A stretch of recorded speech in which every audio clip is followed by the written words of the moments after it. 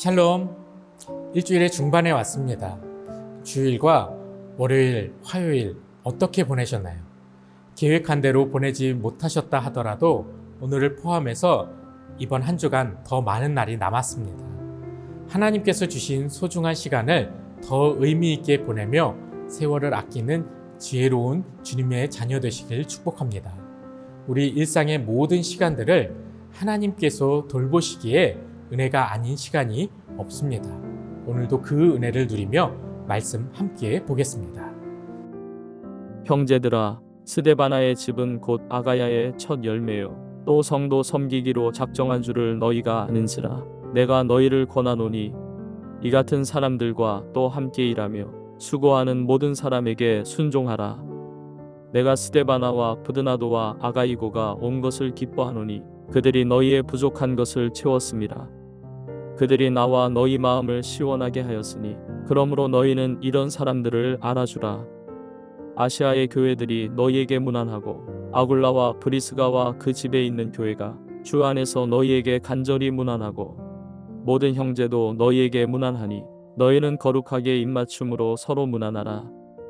나 바울은 친필로 너희에게 문안하노니 만일 누구든지 주를 사랑하지 아니하면 저주를 받을지어다. 우리 주여 오시옵소서. 주 예수 그리스도의 은혜가 너희와 함께하고 나의 사랑이 그리스도 예수 안에서 너희 무리와 함께 할지어다. 오늘 본문은 고린도전서의 마지막 부분으로 바울의 인사 내용입니다. 끝인사를 하면서 조금은 익숙하지 않은 이름들이 등장하는데요.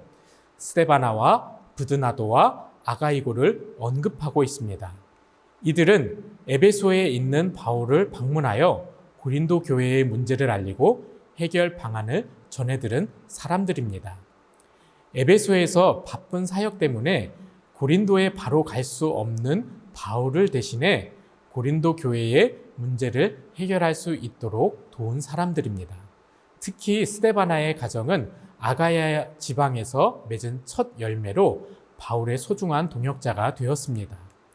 고린도에 바로 가고자 하나 그럴 수 없었던 바울에게 이들의 방문은 고린도 교회의 성도들을 모두 만난 것처럼 반가웠습니다. 이들의 수고와 헌신은 바울에게 뿐만 아니라 고린도 교회에게도 큰 도움이 되었기에 바울은 이들에게 순종하라고 권면합니다. 고린도 교회에는 여러 가지 문제와 복잡한 상황이 여전히 있었습니다.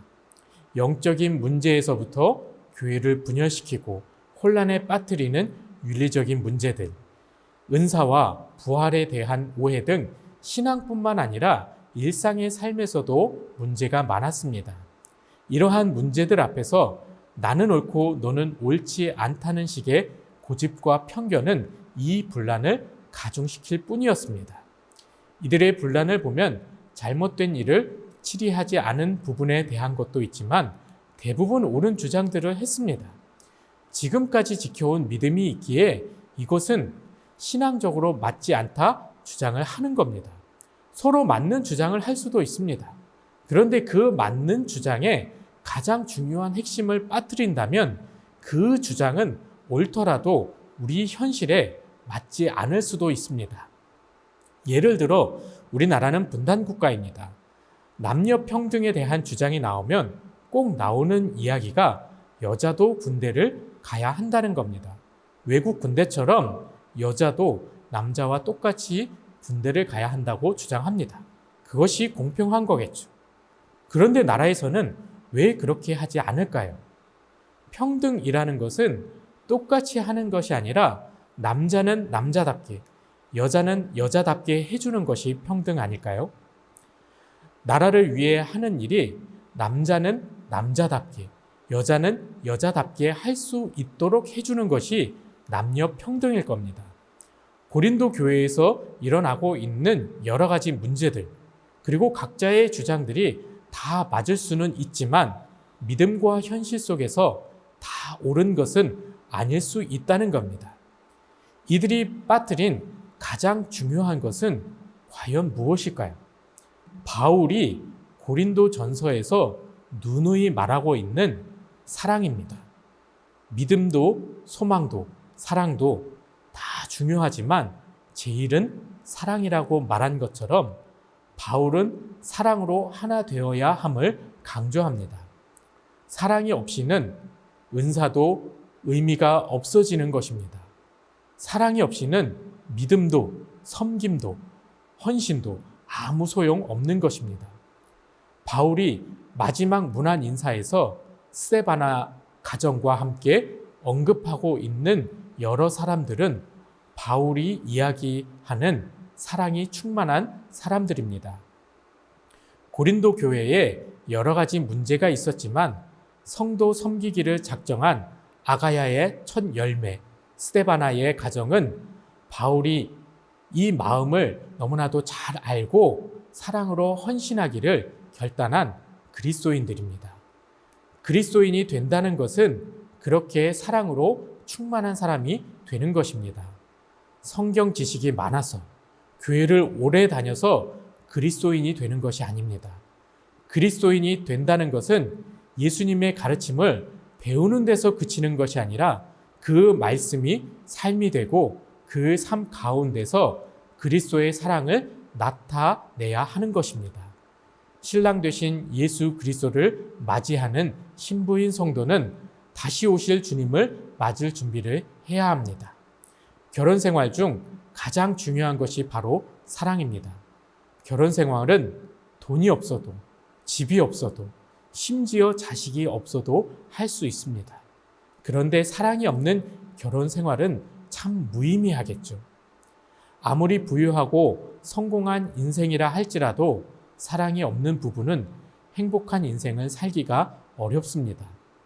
결혼 생활 중 많은 것이 필요하겠지만 나머지 부수적인 것들도 사랑이 있어야 의미를 찾을 수 있는 것입니다.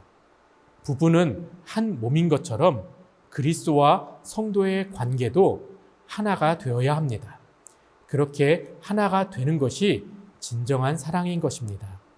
요한복음 13장 34절, 35절에서 예수님은 새 계명을 너희에게 주노니 서로 사랑하라. 내가 너희를 사랑한 것 같이 너희도 서로 사랑하라.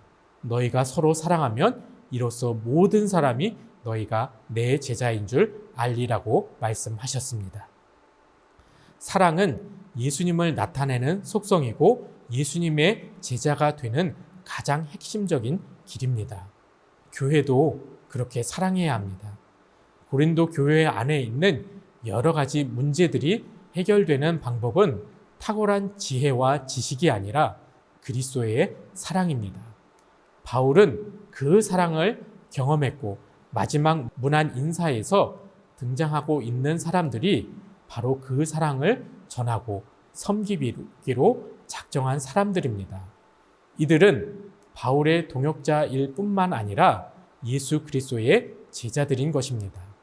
주님의 말씀을 따르고 그 사랑을 삶으로 전하는 사람들, 그들이 바로 예수 그리스도의 제자들입니다.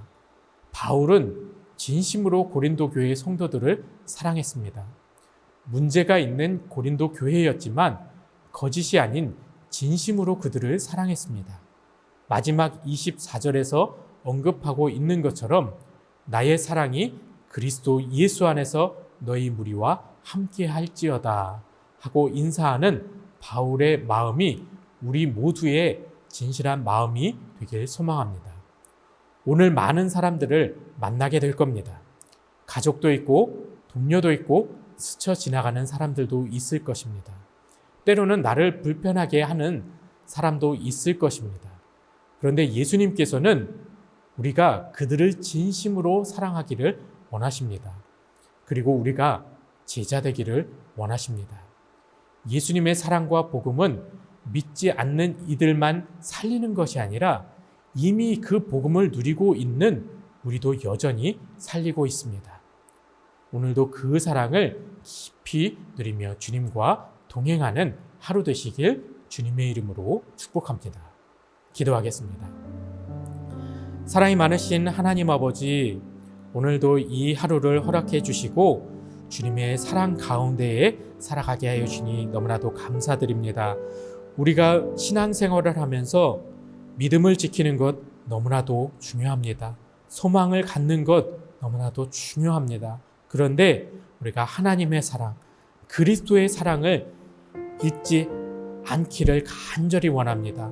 그 사랑을 붙잡고 살아가게 하여 주시옵시고 그 사랑으로 우리가 변화된 삶이 되길 간절히 원합니다. 하나님의 말씀이 그 사랑으로 인하여서 우리의 삶이 되게 하여 주시옵시고 그 사랑을 세상 가운데에 전하며 또 믿지 않는 이들에게도 그 사랑을 나누는 우리 전도자의 삶이 될 수 있게 주님 축복하여 주시옵소서. 오늘 만나는 그 모든 이들에게 그 사랑을 나누게 하여 주시옵시고 그리스도의 사랑으로 품게 하여 주셔서 예수님의 마음을 더 깊이 깨닫는 귀한 한 날 될 수 있게 주님 축복하여 주시옵소서. 모든 것 주님께 감사드리오며 예수님의 이름으로 기도합니다. 아멘.